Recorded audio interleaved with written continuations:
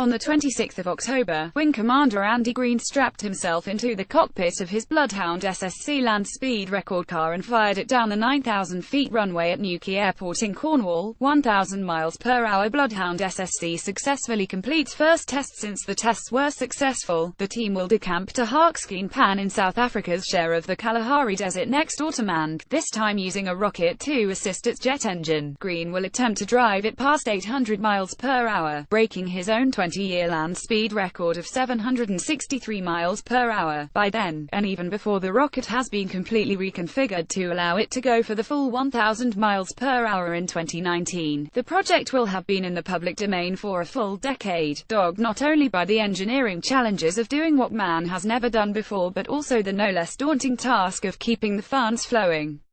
So far, it has cost about £30 million, less money in 10 years than Maymar will earn in one, and, for periods when the flow has slowed to a dribble, progress has been very slow indeed. But the funds were there to get it to Newquay and, while the car did just 200 miles per hour, it is hoped the resulting publicity will keep interest alive and funds flowing all the way to the Northern Cape. I've been fascinated by Bloodhound ever since Richard Noble and Green went public with their plans on the 23rd of October 2008. Even so, the sheer enormity and audacity of what is being attempted retains the ability to reduce the most seasoned of hacks to gasps. While there have been many successful jet-powered land speed record cars and just one successful rocket car, there has never been one that attempted to combine both technologies. The rocket is so powerful that, 1 year after the project was announced, the team realized that if it continued to sit on top of the engine, it would bury the car's nose in the desert when it fired.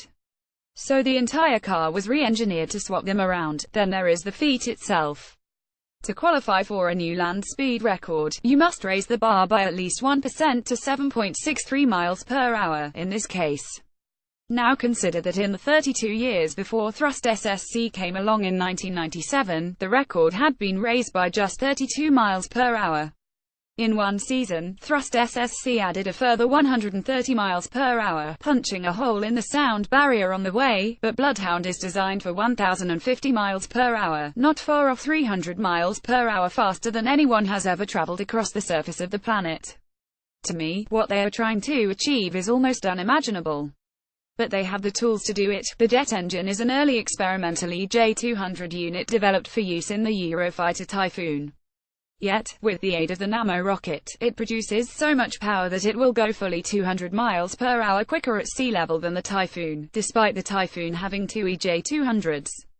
All by itself, the jet engine produces 9 tons of thrust, yet it weighs just 1 ton.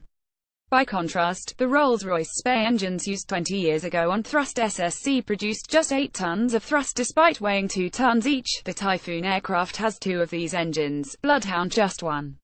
So what? Well, quite a lot as it happens, because they work in tandem and each relies on the other with a constant flow of data to make sure they are perfectly synchronized at all times. Before Bloodhound, no one had ever run one on its own. So the engineers designed what they called a Typhoon in a box, which, as its name implies, is literally a small metal box that fooled the EJ-200 into thinking it was in an aircraft. If you went to an external contractor and asked them to design a control system for the engine from scratch, it would cost tens and possibly hundreds of thousands of pounds. Chapman estimates his Typhoon in a box cost £300. So far, so good. To get around the data issue, they tried to fool the engine into believing it was tied to another by feeding it its own information. Very clever, but not quite clever enough, because the data the engine was receiving was of course the identical twin of that which it was transmitting and, in the real world, that never happens. The engine knew this, grew suspicious and refused to work. I am not kidding. It was only when they engineered in a fractional delay into the data transfer so it was being fed minutely old information that it was finally satisfied. When shown the £300 solution, the data engineers at Rolls-Royce who designed most of the original EJ-200 could barely believe what they were seeing, but there was another problem. The defining characteristic of the aircraft for which the engine was designed is that it flies. By contrast, the very firm intention for Bloodhound is that it remains at all times connected to the planet. Which means it's going to be breathing quite a lot of sand. How much? Well, at full chat, the EJ200 requires 64,000 litres of air per second, so, to save you the maths, if you hooked up its intake to the open window of an average house, it would suck every atom of oxygen out of it in 3 seconds flat.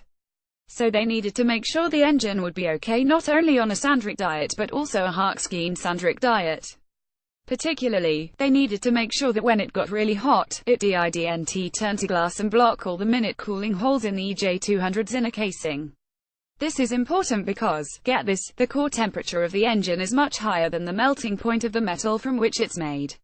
And yes, they do have a spare engine, but both belong to the Ministry of Defense and they would like them back in the same condition in which they lent them.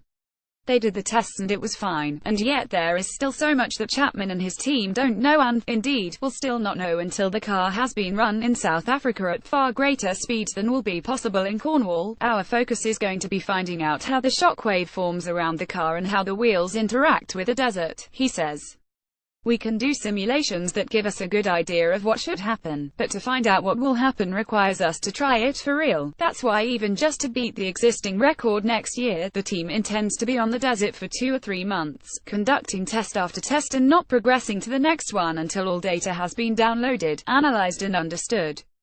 To give you an idea of how the environment changes and why there is no substitute for real-world testing, Chapman reckons that, above the speed of sound, air pressure on the wheels will be more responsible for steering the car than the grip on the ground. That means they will effectively be acting as supersonic rudders, I am told, and yet, in true British land speed record breaking tradition, there is some stuff on the car that wouldn't look out of place in Halfords. The triggers that fire the rocket are a fine example. There are aerospace triggers available costing thousands that would do the job or, as Chapman says, you can just use one that's cheap, has already been tested to destruction and is available in any DIY shop. Which is why when Green fires an ammo, it will be with a trigger from a domestic drill. The Bloodhound SSC project is fascinating not just for its almost unbelievable ambition and the guts and determination required to realize it, but also because of the wonderfully pragmatic and imaginative way it is being engineered. I love the fact that some of the most advanced technologies in the world are being used to complete a task for which they were never designed, and that they can sit in harmony with such everyday items as a trigger from a drill. I wish them all the very best with it, too. If fortune really does favor the brave, little more than 2 years from now, one intrepid driver will have traveled on Earth at over 1,000 miles per hour. Related stories: 1,000 miles per hour Bloodhound SSC successfully completes first test land speed records. A history of a British obsession.